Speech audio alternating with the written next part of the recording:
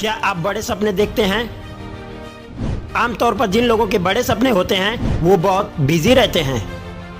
उनके पास रोज काम करने की लिस्ट होती है। उनके पास सांस लेने तक की फुर्सत नहीं होती। लेकिन ऐसा करना आपके और आपके गोल के लिए सही नहीं है। अगर आप हमेशा टायर्ड फील करेंगे तो आप में किसी काम को जल्दी खत्म करने की एनर्जी नहीं बचेगी और आप क्रिएटिव भी नहीं रह पाएंगे। इसके लिए आपको एक ऐसे सिस्टम की जरूरत पड़ेगी जो सच में काम करती है। ये वीडियो आपको इम्पोर्टेंट चीज पर फोकस करना और आपको काम कैसे करना है वो सिखाएगी। अपने रिएक्शन को कंट्रोल करके अपने लाइफ को कंट्रोल कैसे करना है आप वो भी सीख पाएंगे। जब आप अपने इमोशंस को अपने फैसले लेने देते हैं तो यह बहुत गलत होता है। इसलिए आपको सिंपल ट्रिक सीखने होंगे, क्योंकि खुद को पहचानने से ही सक्सेस का रास्ता खुलता है। हम सब अपनी गलतियों को मानने से डरते हैं। कुछ लोग जब किसी प्रोजेक्ट को शुरू करते हैं तो फुल स्पीड में काम करते हैं। वो सोचते हैं कि ऐसा करने से उनको सक्सेस जल्दी मिल सकती है। लेकिन कभी कभी रुक रुक कर सांस लेकर और अपने स्ट्रेटजी के बारे में दोबारा सोचकर आगे बढ़ना चाहिए। जब भी आपको लगे कि आप कुछ गलत कर रहे हैं तो आपको कुछ देर के लिए स्लो कर देना चाहिए।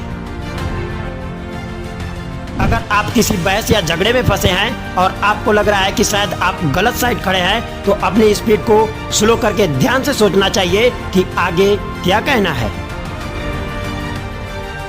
दूसरी स्ट्रेटजी है रुक रुक कर फिर से शुरू करना।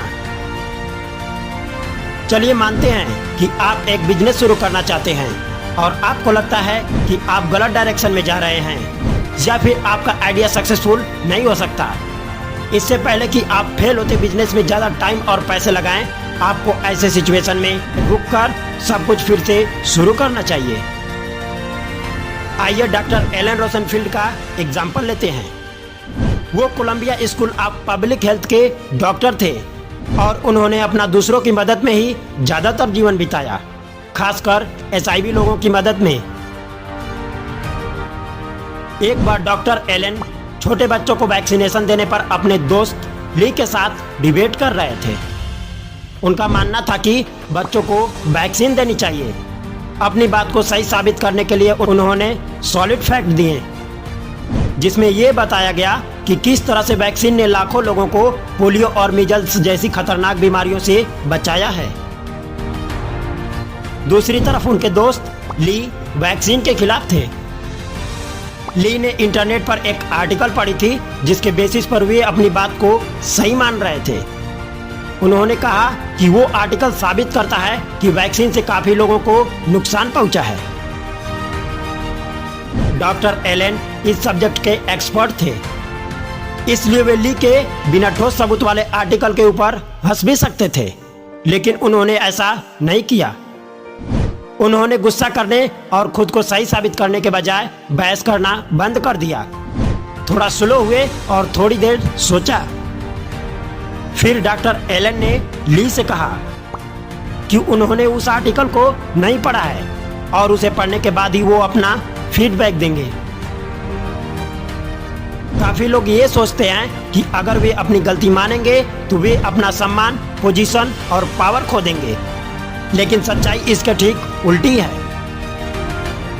पूरी दुनिया के सामने अपनी गलती को मानना एक स्ट्रांग और मजबूत शख्स होने की निशानी है।